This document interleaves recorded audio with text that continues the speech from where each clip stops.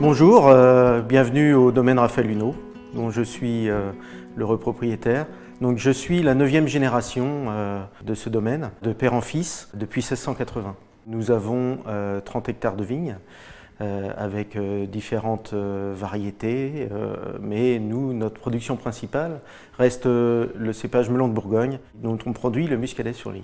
Donc on a d'autres cépages tels que la folle blanche, qui est aussi une autre particularité de cette région, la région nantaise. Alors après, on s'est amusé à faire plusieurs cépages voilà, que l'on peut connaître, qui sont mondialement connus, tels que des chardonnays, des sauvignons, des gamay, des merlots, des cabernets. On a aussi développé toute une gamme dans la région nantaise, notamment sur des muscadets, avec des crus. Donc ici, on est dans un secteur géographique où nous avons développé le cru Goulaine. Alors nous sommes principalement sur des sols schisteux, micaschistes, mais on a aussi une part de granit que l'on peut retrouver dans le massif armoricain, puisqu'on est vraiment à la pointe du massif armoricain. Donc on peut se dire un petit peu breton. Donc on peut retrouver aussi des gneiss, par exemple, donc qui donnent des caractéristiques de vins différents, des terroirs différents pour des expressions de vins différentes.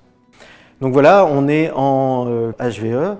Donc nous, on a privilégié les enderrements naturels, donc ne pousse que ce qui veut bien pousser. Donc c'est pour ça qu'on a une flore assez disparate. Sur le domaine, nous avons développé donc le no-tourisme. Voilà, nous sommes reconnus cave touristique des vignobles de Loire. Nous sommes assez bien situés car très proches de l'océan, proches d'une ville de Nantes, de la Loire. Et donc depuis quelques années se sont développés la Loire à vélo.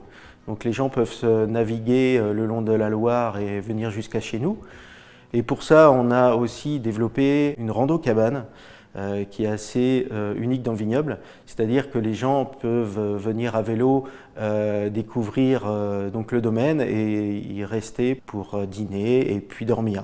Alors pour l'export, nous développons de plus en plus l'export.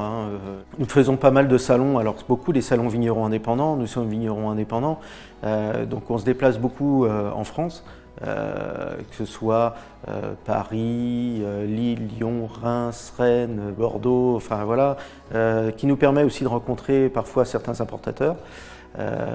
Mais nous touchons également la restauration, les cavistes et puis beaucoup de particuliers.